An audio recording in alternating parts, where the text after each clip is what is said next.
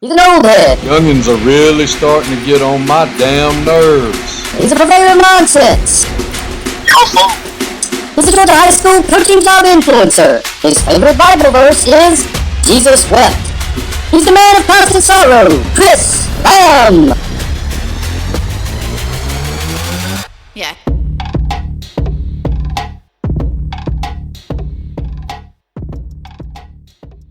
Welcome to Son Coaches Podcast, and today our guest is currently the head coach at Northeast Macon High School. He is got the highest winning percentage of any coach in the history of the school so far in just 7 years. Coach Jeremy Wiggins, thanks for being on with us, Coach.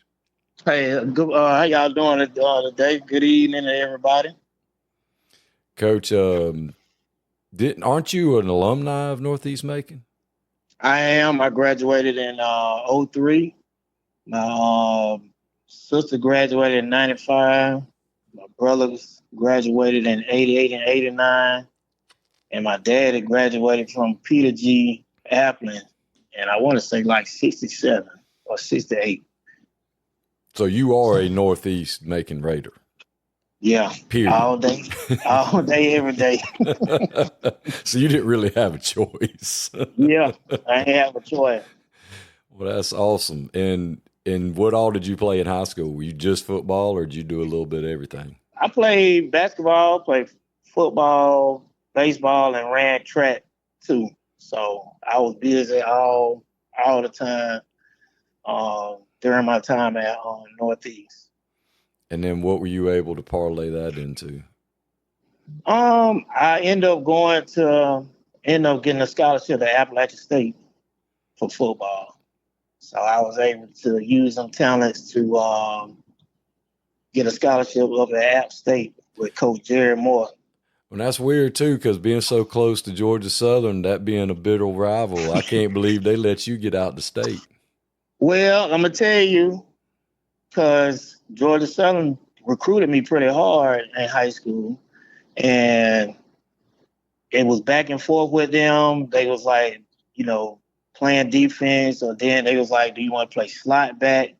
So, I really did some research. I was like, I'd rather play DB if I went to Georgia Southern. I didn't want to play no slot back. So they kind of backed off, because, I had a lot of other interest from a lot of schools, and with my recruiting, it was kind of weird because a lot of major D1 schools were coming in and out. They wanted me to come to camp. Didn't know no better about going to camps or anything like you do today. If I would have probably went to one or two camps, I probably would have played at LSU or Georgia, wherever, with no problem, or just going to the school, or, because I had a lot of them interested. So they kind of backed off, and that out of state, Coach Hatcher was at Valdosta State, and I went to that camp, and I tore it up at that camp. So he offered me a scholarship to come play down there. He was like, you could have come and played wide receiver, whatever you wanted to play. And so my brother played at Clark, and they was on me heavy too. They was like, won't you come and play where your brother played at Clark, Atlanta? So, I had all these like Division II and mid-major schools and coming at me. So then GMC came through, and they was like, Coach, like Wiggins, you can play anything. You can play quarterback, whatever you want to play. We just want you to come. So I was like, man, I'm finna go back and play at GMC. I'm finna go play at GMC and get recruited again. I might go play running back, because I ran the ball pretty good. And so, like, the day after, I got a call. It was from App State. And I remember that because my niece had just been born, like, the day before. And they was like, can you come up to visit? And I talked to my parents, like, yeah, I come on up there. Didn't know nothing about Boone, North Carolina. All I knew it was 7 miles away, and it was cold. So, being from Macon, we ain't see snow that much. So like, as soon as we got up there, it was snow. So like, we left the next day and went up there and visited. I left on a Friday, went up there and visited, and it felt real good. It felt like a family atmosphere. They said, we know you can play, and we was like, do you know anything about App? I was like, no, I don't know anything about App State. It's the first time, ever hearing about App State, but fell in love with the coaches. They treated me like family. And so I ended up committing to App that Sunday when I came back. I actually signed the letter of intent while I was up there. And that's how they stole me from Georgia Southern. That's how they got me out of state from Georgia Southern and everybody else. Because Brandon Andrew, who's the current principal at Swainsboro, played at Georgia Southern. And when we see each other now, we always talk about, I don't understand how you got out from Georgia Southern. I was like, bro, they wanted me to play slot, man. I wasn't finna be out there cut blocking and getting 5 carries. I said, man, I'm finna go up here and play DB right here while I get in the action area play. Right. Well, they must have fed you at the Daniel Boone Inn up there in Boone. They North did. Carolina. Fried chicken. Fried chicken. I've only been one time, and that's all I remember. We ate at the Daniel Boone Inn. I was a kid, and it was good. That's all I remember. That's it. That's where they take everybody. Daniel Boone restaurant. I don't know if there's much. There's probably a lot more up there now than there was back in the 80s, but that was a long time ago. Yeah, they was doing a lot of upgrades while I was up there, but now, I ain't been in 15 years since my one of my sons, my 15-year-old was born. I ain't been since then, so I'm trying to get back up there one weekend so I can take the boys back up there. That's awesome. So, what did you played defensive back at App State, and I guess you enjoyed it. Yeah, I had a decent career. Ended up starting my freshman year. I was out there just diving all over the place, catching interceptions, trying to hit everything that moved during fall camp, and end up taking an upperclassman spot. So I ended up starting my freshman year all the way out to my senior year. And, end up being a 2-time All-American, 3-time All-Conference. We won 2 national championships. So, we kind of like set the bar for what it is now to what everybody see App State is now. So we kind of started all of that little run we had, and they done took off since then. Man, that's awesome.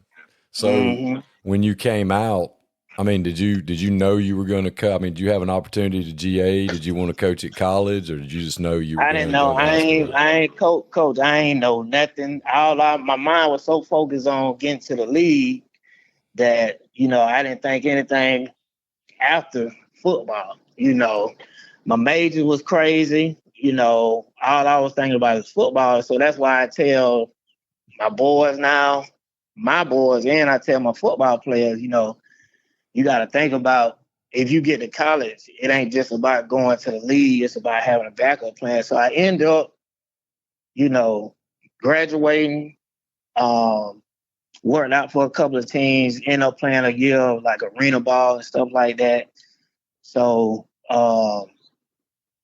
didn't know anything about coaching college, but I was like, well, I'm back at home. Let me go and volunteer at the high school where I ain't got time to do some stuff, And so I started volunteering at my high school, and then Coach Wright, if you know Coach Carol Wright, he was at Southwest, but Coach Wright coached me in high school.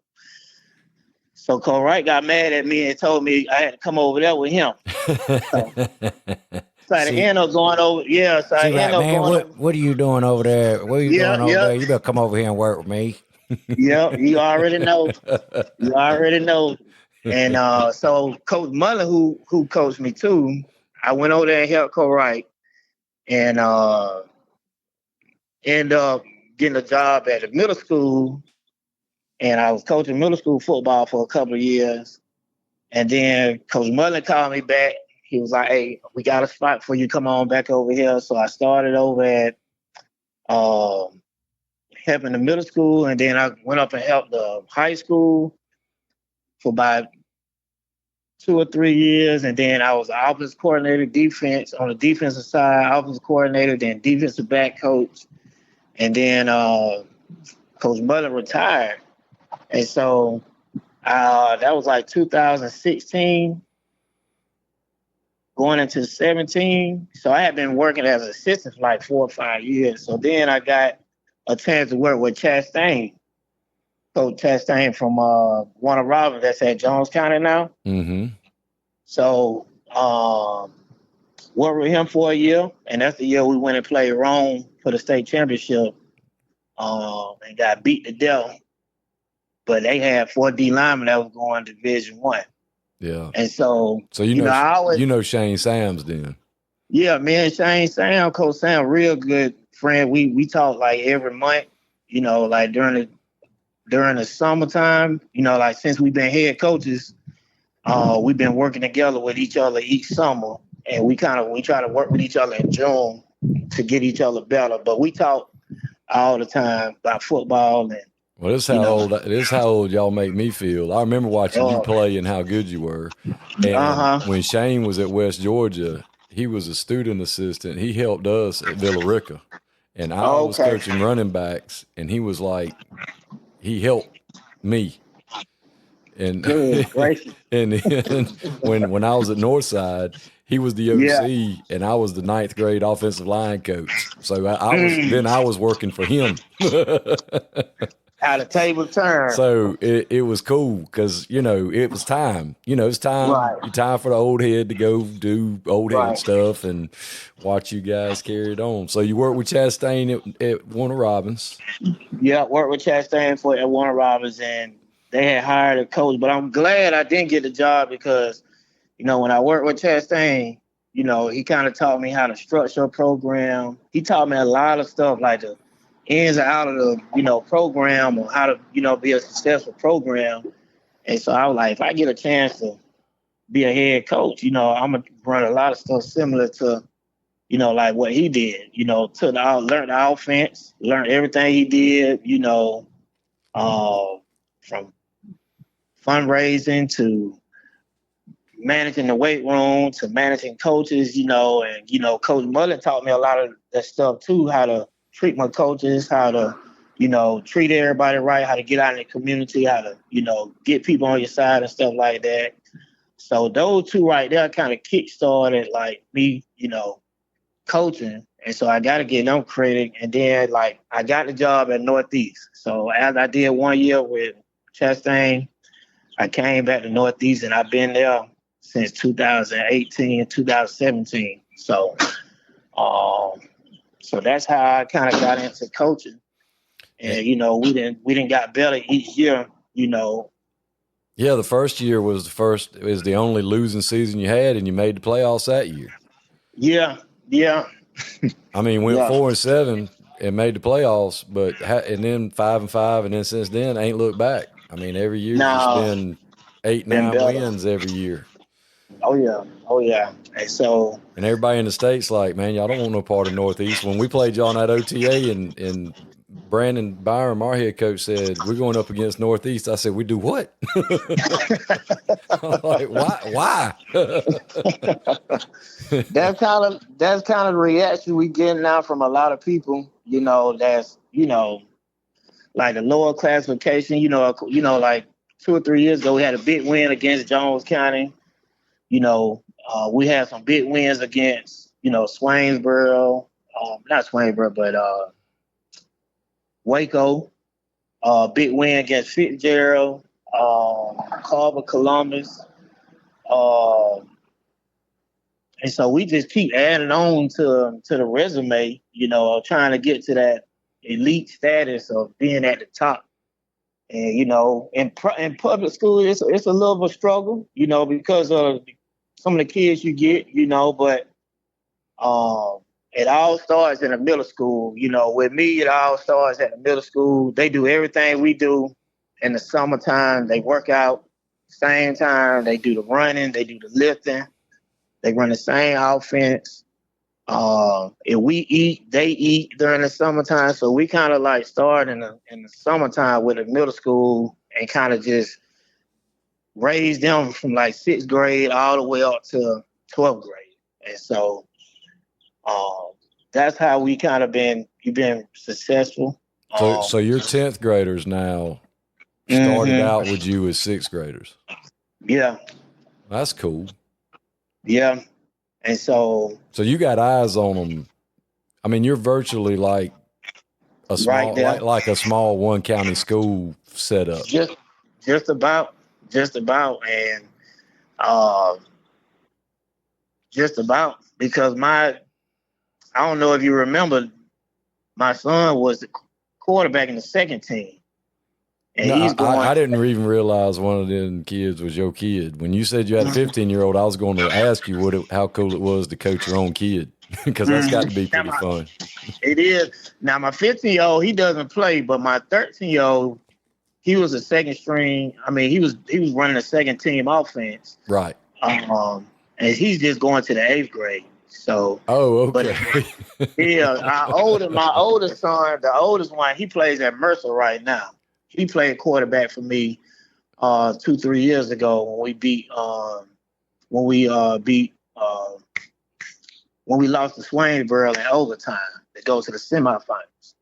So he had started his 10th grade year and kind of took over after that first season. He took over and got real good his junior and senior year. And his class is kind of the class that kind of jumped off everything, because a lot of those boys are playing college ball now. So his class is kind of, in the class before him, kind of responsible for, all the hard work we've been, getting, and, all the, people talking about this because of that class right there, that 2022 class. And so they had been in the same program 6th grade too, even when we left, because he went with me, my oldest son, he went with me to Warner Robins one year when he was in the 8th grade, but he came back his 9th grade year, and he started back right there. So, but yeah, with me, it starts at a middle school, coach. Like, they was out there this morning, and if I see them walking, I'm fussing at them too. They running 110, they running heels, they doing bad drills, they doing install, they doing ended routes. They might go to the other field, but I might leave my high school boys and go over there with the middle school and spend 30 minutes with them, just to make sure they know what they doing and make sure they all, understand that, how the offense run, how the defense run. And so, and making them do special teams too, coach.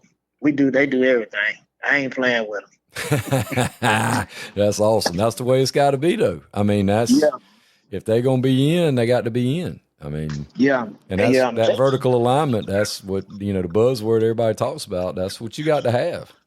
Mm-hmm. And especially when you're at a metro place, I mean, I'm not saying it like Macon's huge like Atlanta or Columbus, right. But I mean, when you've got multiple school system, the fact that you got your hands on your kids like that, that's huge.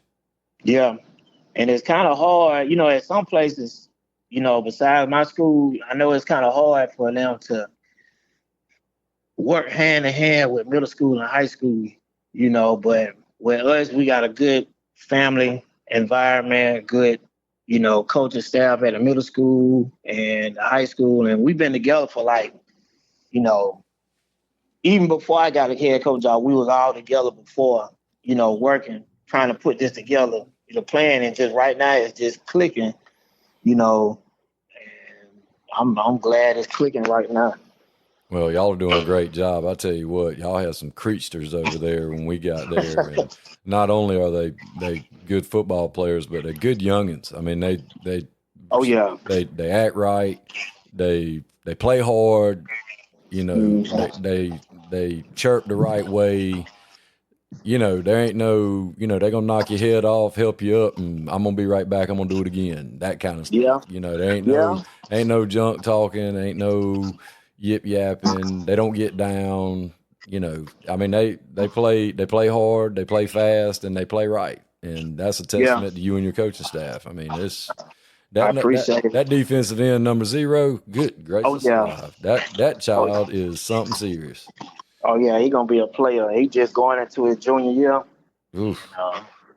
He gonna be a problem for some people this year. He's a problem. He's a problem in an OTA. I can tell you that. I'd hate to have, and him, and there was another D tackle you had. I'd hate to have to feed some of them children. Good gracious. Oh yeah, they can eat. They can eat now.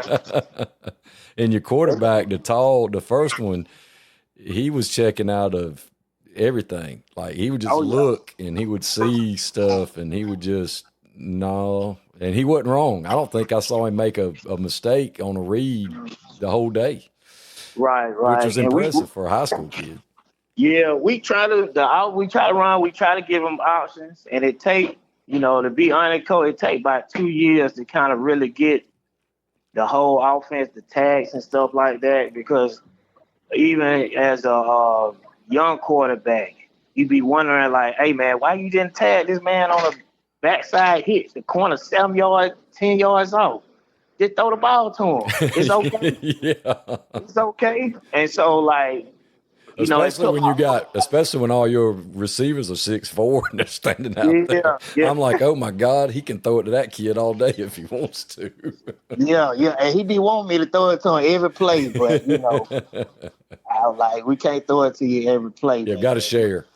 Gotta share the wealth. And so and that's another thing. Like we got so many players, that can do a lot of things for us. Our big time running back, he got hurt during the season. Yeah. And so he's coming back. He'll be back soon. And so with him, I know he's gonna be 100%. And that just opened up everything. Oh yeah. With him in the backfield, he didn't ran for 3,000 yards over in 2 years, and about 50 touchdowns. So we know what he can do when he get the ball in his hands. Yeah, you don't really need to see him in an OTA if he's not healthy 100%. And that's what everybody was asking. They're like, oh, you went against Northeast? What'd you think about that running back? I said, thank God he's still not ready. We didn't have to chase him around or actually watch him run by us. Oh, yeah. But, the word's out that you ain't no surprise no more. You ain't going to sneak up on nobody no more. Nah, I keep trying to tell them that. I tell them that, I remind them every day. I say, ain't nobody going to give us nothing. I say, if y'all don't think people know about us, y'all crazy. No, our kids don't because our kids are so isolated.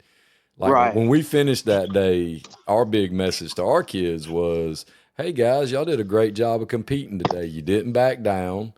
You got after it. You got knocked down a little bit, but you got back up. And when you want to, y'all can play with anybody.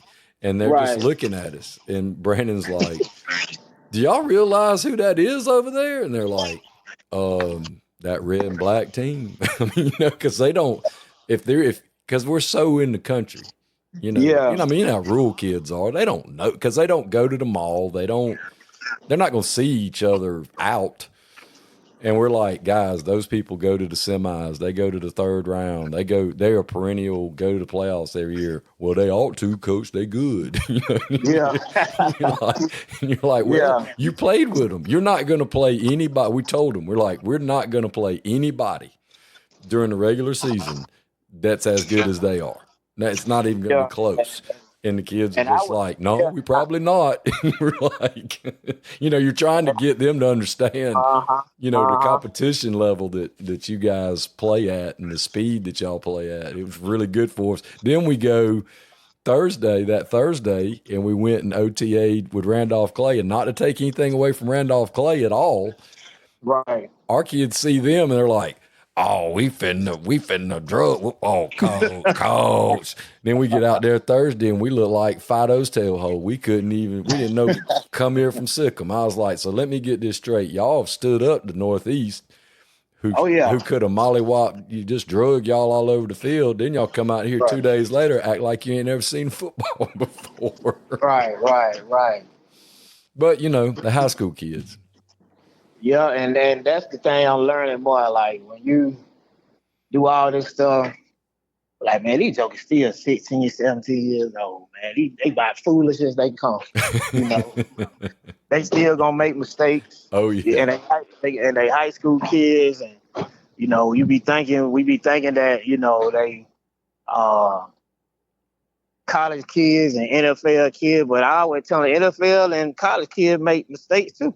Oh yeah, we watch them on TV all the time, and I have to remind people that I'm like, that dude's just 22 years old. He's still a kid. Right, still a kid. And I don't care how much you practice.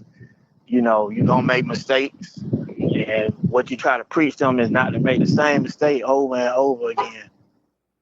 Yeah, and that's like, I'm sure y'all do the same thing. We sit there, like we go in the morning and we work out.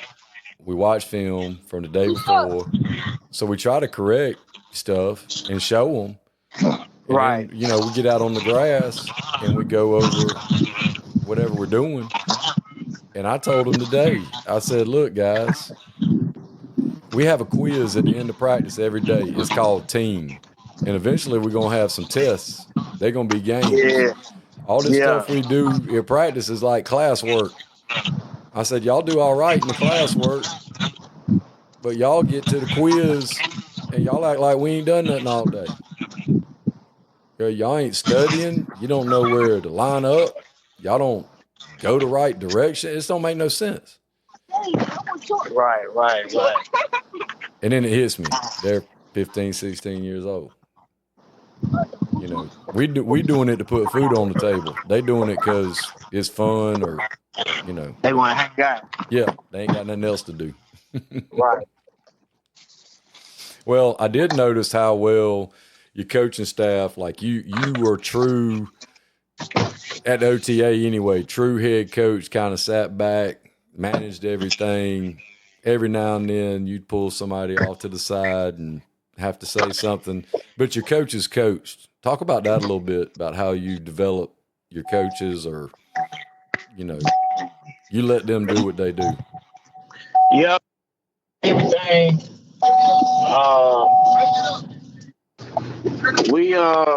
The coach staff, we've been together for a while, and we kind of just work hand to hand, and I don't micromanage. When the offense meet, we kind of like, we know the offense we run, and we kind of just take what we run, and whatever we going against, that's what we do. And defensively, me and the defense coordinator and the other coaches will talk, and we'll just hash it out until we all come to agreement. But the biggest thing is just the in-game adjustments, where we didn't got, we getting better at, and just being on the same page. So if offense is countering us some on defense, we just try to make sure that we done already talked about what we're going to do for our second plan and third plan. And then we kind of just make sure that we, show the kids on the board, we walk through it, then we actually do it. So that's kind of how we do it, on the board, watch it on film, and walk through it on practice, and then, try to do it live. And that's what we're trying to get better at. Is film and practice, just being consistent film and practice, because I felt like, that was one thing I was lacking early when I started, was film and practice. But now, just making them see themselves during practice, and trying to get them to practice like a game is the biggest thing. Just practice like a game, and then the game will be easy. So, I'm a firm believer, like on defense, pursuit drill. We gonna do pursuit drill and tackle. Them two things we got to do. Yeah. And we got to be able to line up those three things. So I think like that group here, we always talk about the practice plan. I'm always looking for how to get better at practicing, how to improve practice. not to practice too long. Not to practice too long. Not to practice too short, but just get what we need and get out of there because them boys' attention span ain't that long. So No, they ain't. something like that. So we just work good as a coaching staff. Try to get some young coaches in there too, because a lot of my coaches, are older than me. But they still listen, and some of them still act like they older than me, but I be getting on to them, fussing at them when they don't do right. Well, you got to. You're the boss, and that's just the part of leadership. And I can't speak for all older guys, but we want for y'all to be successful too.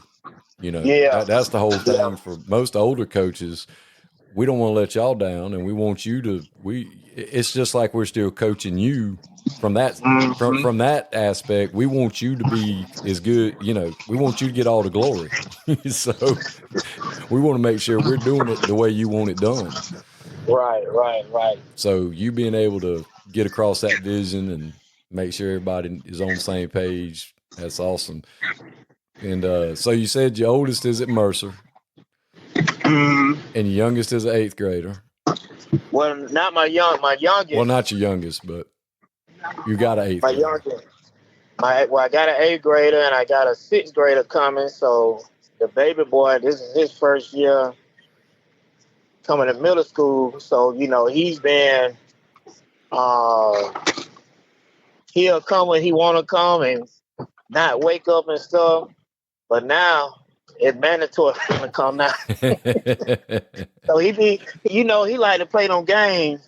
So I have to shut that game down in order for him to get up in the morning and come work out because he got to come work out with the 8th graders, with the 7th and 8th graders. So this is brand new for him, and he learning how to adjust to getting up, coming to practice, running, lifting weights, just learning the routine during the summertime. So, well, how much do you think the kids notice when you coach your own children and they get to see you really be daddy?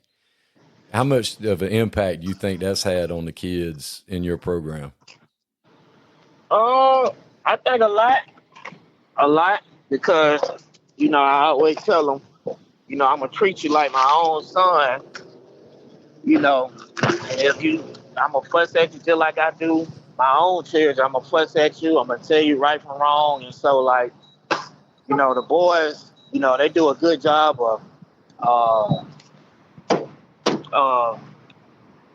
I want to say not, just not making, they don't make a big deal out of it because all of them know all my kids, and a lot of them talk to my oldest son. A lot of them talk to my oldest son that play at Mercer. So he play wide receiver. So a lot of time he'll get a lot of the young wide receivers at the high school, and he'll take them to work out. And then he'll get, the baby boy and the 13-year-old and take them outside, and they'll run routes and stuff like that. And they'll throw to him. But he'll be out this season. He tore his ACL in springtime. So he'll be out this year. So he'll have a medical red shirt this year. Which is okay because he came in his freshman year. If you follow Mercer, they had 2 good wide receivers. Yeah, so, buddy of mine I play golf with, his grandson plays slot for him, Braden Smith, little white Braden kid. Smith. Yeah, real fast. Yeah, ended up playing at Tatnall, but he started at Northside. Yeah, he played for us at Northside and then went to Tatnall. And he real good. He can go. He can run. Yeah, he can go. So they was using him and Trey a lot. And so I know Trey was gonna be the top outside receiver, and Braden was gonna be the top slot receiver. And Coach Spoon's son too played for Mercer, Scooter, over at West Side. So all 3 of them guys were just waiting on their time to get ready for next year. But the boys do real good with my own kids, and they like seeing that. And well, you being the father figure, I mean, because whether you want to be or not, when you're a coach, you gonna be daddy for a lot of youngins. Right. And they get to actually see you put it in practice like, oh, he really is going to do what he said. And they need that. They need to see a man be a man and consistently be that man. Right. And they're like, oh, he ain't just talking it. He did just snatch his kid. He did that to his own kid. What's he going to do to me? Because I always tell them, I say, you want to be grown? You think you grown? Come and just get some of my bills for a day. And have to take everybody to practice and deal with life stuff. Yeah. So, it's a good thing to get to see me interact with my kids while I'm coaching them. It's a good thing for my boys too. They get to see, how you can treat other people. When you're in charge, you still treat other people the same way. Like it's no difference. You don't get no special treatment or nothing like that.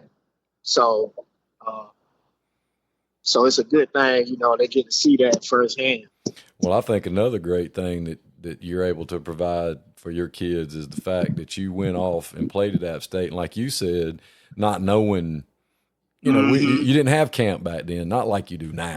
I mean, there wasn't no social media like it is now. It wasn't, people didn't highly promote it. And then, being hyper-focused on going to play at the next level, you can go back and tell these kids, all right, look, here's the plan.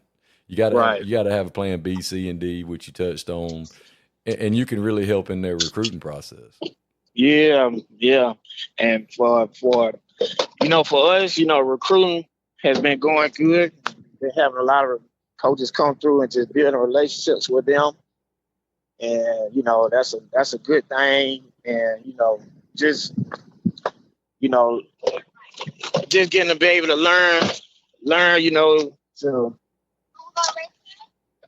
learn how to talk with college coaches and see what they're looking for. And then a lot of them, I've been talking to like 3 and 4 years. I've been in a relationship where I can call and ask them like, hey, if this kid do this, blase, what would happen? And, a lot of them text me right back with no problem. And even if I need some drills, clips, and videos, they send it to me. So, that's a real good thing with recruiting. Even with the transfer portal now, I always ask them to talk to them about transfer portal and stuff. And so, and you get people like Tink out there that's helping so much with that. Yeah, and Tink, he's real good. Yeah, I mean, he can provide. He helps everybody. He helps us so much, the whole coaching community, and then setting up his recruiting fairs and everything else, and then just the contacts he has. And, I've been knowing him my whole coaching career, like Coach Wright. C. Wright coached for Milt Miller at Worth County forever. And I lived with Coach Miller's son when we were at Georgia Southern. We were roommates. Okay. So that's how I've known C. Wright, like my whole coaching career. I mean, for 30 years, I've known C. Wright. So one of my favorite people ever. And you getting to play for him had to be pretty awesome. Yeah. Coach Wright, a different character. I remember seeing y'all. I think it had to have been either you were in high school or you had just graduated, but y'all came down and played Fitzgerald in the playoffs. And I can't remember who won. Fitzgerald might have won, but it wasn't crazy. It was pretty close. And I just remember being at that game on the sideline because it was second or third round. I can't remember. It wasn't the first round. He finally let me start running the ball. Because I always fuss at him like, Coach, man, I'm the best running back you got, but you got me over here at free safety, man. I need the ball in my hand. And so he'll let me run the ball here and there now. But his thing was put all your best players on defense. Oh yeah. Like that's it for like put your best players on defense. And they don't score, they can't win.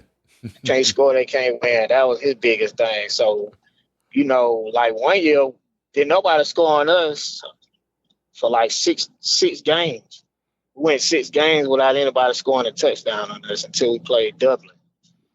We lost Dublin 21-13, but we went 6 games without anybody scoring a point or a touchdown. I think Central might have scored 3 points, kicked a field goal, but we didn't give a touchdown up until like game 6. Mm. So I guess it worked. Who's y'all's big rivalry? Like, who did the kids get up most to play? That's a tough one because Is it Swainsboro? Is it Dublin? Or does it just depend on the region? Or? It just depends on the region. We always get up to play Southwest because that's a rivalry. Central. We don't play. Who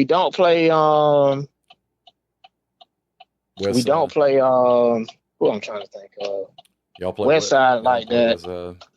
We play Rutland. We only play Rutland if they in our region, but like teams like Fitzgerald and like Waco.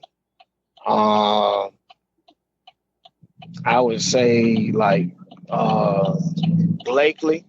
When we play Blakely this year, it's gonna be a real good game because we had games that went down to like the last drives. Like every time me and Vaughn and Coach Vaughn played, we didn't went down to the last drive to win the games. So we 2-2 against each other right now. And he didn't want 2 down there at his place on me. I didn't want 2 up here on his place. So we already joking about like, hey, we're gonna keep it the same now, but I'm gonna try to steal that one when I come down there. So, but that's been a good rivalry. Fitzgerald with Coach Pruitt, that's been, it's starting to get, because we've seen each other so much in the last 4 or 5 years that's becoming as a game. Like if we do play each other, like it's gonna be a real, real good game. Right. So those guys right there,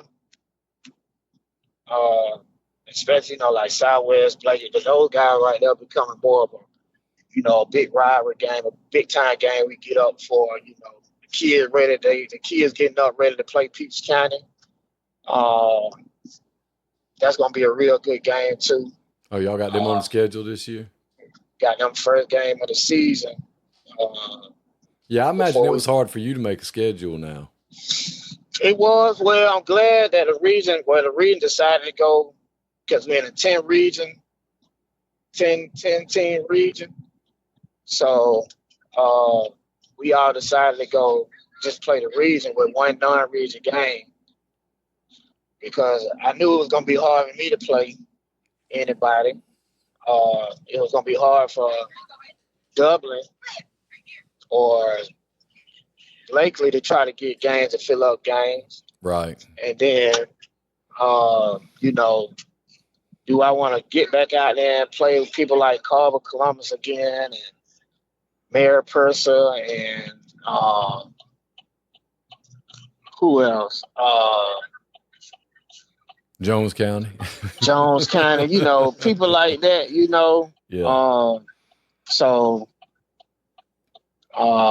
that's why, I'm kind of glad. And so me and Westbrook, talk all the time too. So we was like, we get a chance to play each other's play. So, that's going to be a real good game too, to play Peach County. Who y'all scrimmaging?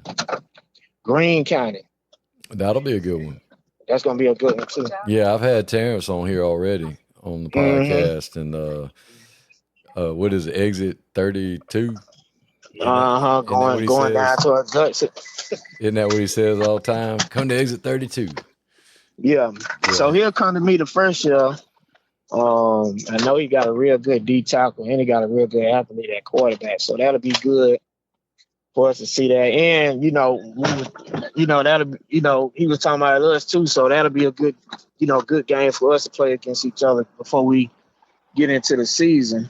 I had Manchester on the schedule too. But I couldn't do 2 scrimmages because we did spring. Right. So who'd y'all play in the spring? We scrimmaged each other. Oh, okay. Mm-hmm. Yeah, we didn't do a spring. So we got Lamar and Hardaway. So we'll get to see them for the 2 scrimmages, and then we open up with Monticello, Jasper County is our first game, because we had to pick up. We lost Greenville and Manchester in the region, and we picked up Crawford County. So we had to pick, because we got Macon County, Sly, Marion, us, Crawford, Chatco, Central Tarleton. But we lost Greenville and Manchester, because last year our last 4 games were Marion, Manchester, Sly, Macon County. Well, those are our last 5 games. And then the first round of playoffs, we got Bowden. So, so we got smoked those last, good teams. Those last 5 games were like, all right, everybody, as far as low A goes, that was about as good as it got right there. Right. So, iron sharpens iron. So that was good. Mm-hmm. So y'all open with Peach, and then y'all straight in the region. Straight in the region, play Southwest the second game. Second game of the season, then we'll play, I want to say Waco. Okay. So I don't know about hard. Right. Yeah. Somebody asked me somebody told me the other night somebody had me on some kind of radio show, and he went over the whole schedule with me. I didn't know it. I was like, I'm like, man, I don't know. I just show up, and week to week, I'm just trying to get the same 5 offensive linemen to show up. I know that's right. How these kids are these days. But man, Coach, I sure do appreciate you being on with us.